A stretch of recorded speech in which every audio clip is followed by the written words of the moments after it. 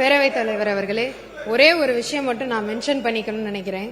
சிவகாசி தொகுதி பத்தி பல பிரச்சனைகள் ரொம்ப டார்ச்சர் பண்ணி ஒரு விஷயங்கள் எதிர்கட்சி எல்லாம் பண்ணாங்க.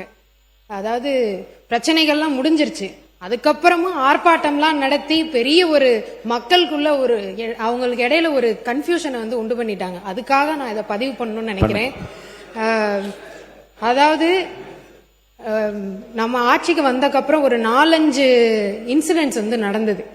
இதனால ஒரு 6 உயிரிழப்பு நடந்தது.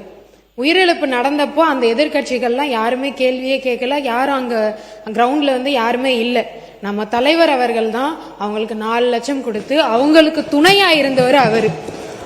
ஆனா அதுக்கப்புறமும் அதை சரி பண்றதுக்காக விதிமீறலோட ஏதாவது இருக்கான்னு கண்டுபிடிக்கிறதுக்கு ஒரு 177 இடத்துல நம்ம ஆய்வு பண்ணோம்.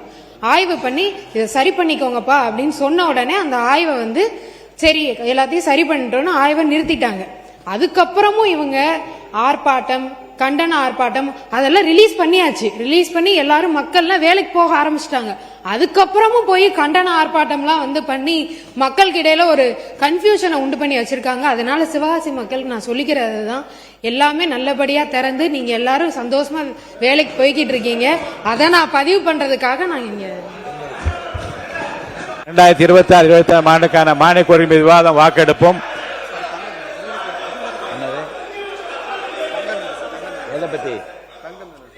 மாண்புமிகு உறுப்பினர் தங்கம் தென்னரசு அவர்கள்.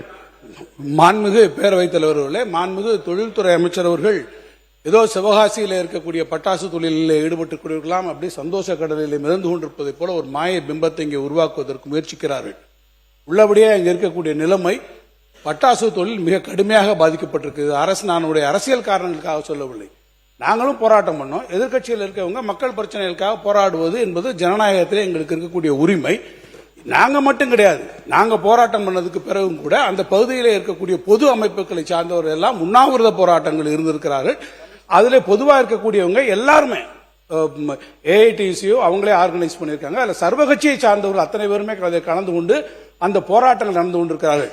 விதிமுறையை மீறி இருக்கக்கூடிய எந்த ஒரு தொழிற்சாலை மீதும் நடவடிக்கை எடுப்பதை குறித்து யாருக்கும் ஆட்சேபனை இல்லை. ஆனால் முறைப்படி விதிகளுக்கு உட்பட்டு நடக்கக்கூடிய தொழிற்சாலைகளிலே ஆய்வு என்ற பெயரில் நடக்கக்கூடிய விஷயங்கள், குறிப்பாக சில்லறை விற்பனையாளர் பட்டாசு தொழில் ஏற்படக்கூடிய விற்பனைகளிலே இன்றைக்கு ஆய்வு என்ற பெயரில் நீங்கள் போய் நடத்தக்கூடிய காரணங்களாலே ஒட்டுமொத்தமாக இந்த பட்டாசு தொழில் இன்றைக்கு உற்பத்தி பாதிக்கப்பட்டு போயிருக்கிறது. நீங்க அடுத்த மழைக்காலம் வரப்போகிறது. மழைக்காலம் வந்தால் இந்த தொழிலை நீங்க நடத்த முடியாது.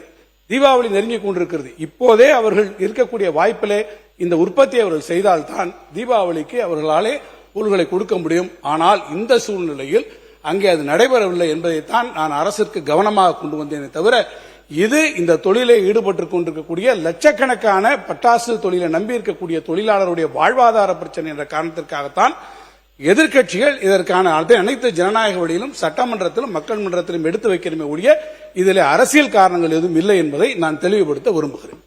மாண்புமிகு தொழில்துறை அமைச்சர் அவர்கள். ஜனநாயகத்துல எல்லாரும் ஆர்ப்பாட்டம் பண்ணலாம், போராட்டம் நடத்தலாம். ஆனா அதை நம்ம சால்வ் பண்ணக்கப்புறம் போய் கண்டன ஆர்ப்பாட்டம் நடத்துறது தான் என்னோட கேள்வியாகவே இருக்கு. எல்லாரையும் நம்ம தொழிலாளர்கள் பாதிக்கப்படக்கூடாதுன்னு சொல்லி நம்ம தொழிலாளர் நலத்துறை அவர்கிட்டயுமே பேசி 2 மணி 3 மணி மேல இருக்க அரசாங்கத்திட்டையும் நம்ம பேசி எல்லாத்தையும் சால்வ் பண்ணக்கப்புறம் கண்டன ஆர்ப்பாட்டம் நடத்துறது மட்டும்தான் என்னுடைய கேள்வியா இருக்கு. அதனாலதான் இங்க அரசியல் பூத்தப்படுது, இது அரசியல் ஆக்குறாங்க அப்படின்ற ஒரு காரணத்தை நான் இங்க வச்சுக்கிறேன்.